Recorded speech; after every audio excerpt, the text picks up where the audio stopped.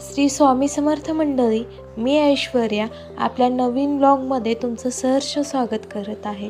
तर आज आपण बघणार आहोत दसऱ्याचं महत्त्व आणि दसऱ्या दिवशी काय करावे आणि काय करू नये. तर दसरा हा सण मुख्यत्वे वाईटावर चांगल्याच्या विजयाचं प्रतीक म्हणून साजरा केला जातो. विजयादशमी हा भारतात दरवर्षी नवरात्रीच्या शेवटच्या दिवशी साजरा केला जाणारा एक प्रमुख हिंदू सण आहे. याला दशहरा, विजयादशमी या नावाने ओळखले जाते. आश्विन महिन्यातील शुक्ल पक्षाच्या 10व्या दिवशी दसरा हा सण साजरा केला जातो. हा 3.5 मुहूर्तापैकी दसरा हा सण एक आहे. तर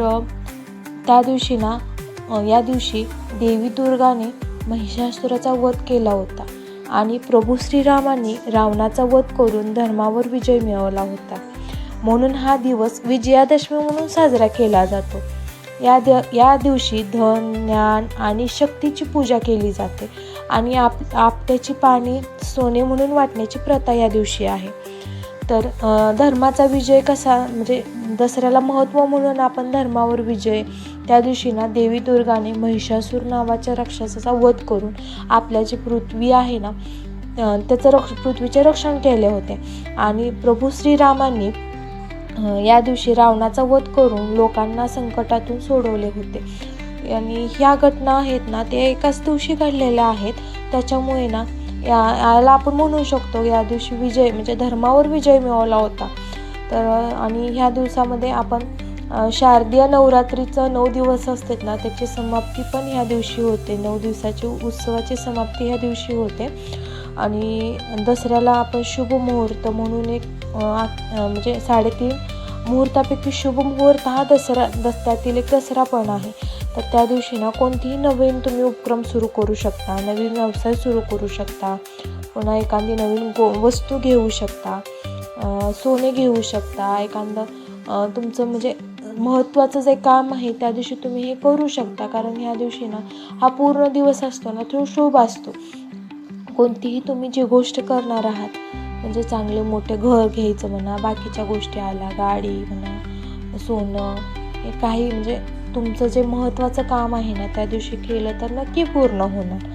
आणि तुम्ही ह्या दिवशी ह्या चुका म्हणजे करूच नका.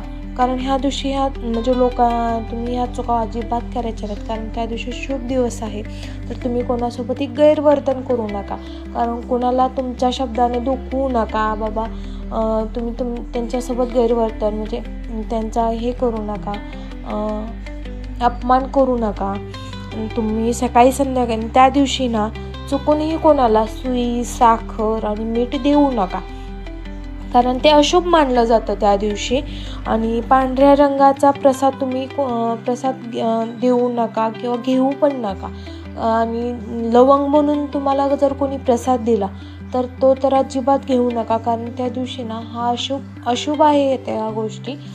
तर त्या दिवशी तुम्ही सकाळी लवकर उठा, आंघोळी करा, देवाला चांगलं देवपूजा करा, देव स्वच्छ धुवून त्याला हे करा.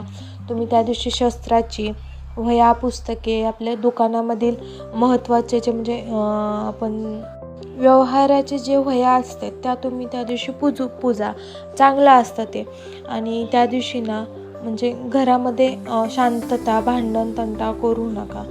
तेही आपल्या म्हणजे सुख समृद्धी यायसाठी आपण हे करू शकता, प्रार्थना करा देवाला. आणि त्या दिवशी रावणाचा वध झाला होता. त्यामुळे त्या दिवशी रावण दहन केलं जातं. रावण दहन का करतात? कारण वाईट शक्तीचा प्रभाव कमी व्हायसाठी.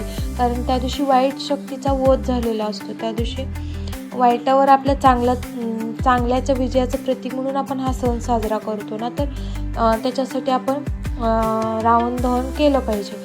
आणि तुम्ही जर बाहेर नाही जाऊ शकला तर घरी काय करायचं की एक नारळ घ्यायचा, त्याला आपण रावण असं संबोधित करून तो जाळायचा आणि त्याची जी राख असते ती आपल्या घराच्या चारी साईडला थोडीशी ठेवा.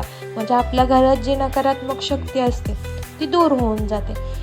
तर असं आहे की दसरा खरंच शुभ आहे. त्या दिवशी तुम्ही चांगले कार्य करा आणि आपल्या घरात सुख समृद्धी येऊ द्या. तर थँक्यू सो मच. असंच नवनवीन व्हिडिओ पाहण्यासाठी आपल्या चॅनलला सबस्क्राईब करा आणि बेल आयकॉनवर क्लिक करून ठेवा, कारण असेच तुम्हाला म्हणजे व्हिडिओ आले तर तुम्हाला कळेल की बाबा व्हिडिओ आलेले आहेत आपण बेल आयकॉन क्लिक केल्यावरती. तर thank you so much for watching.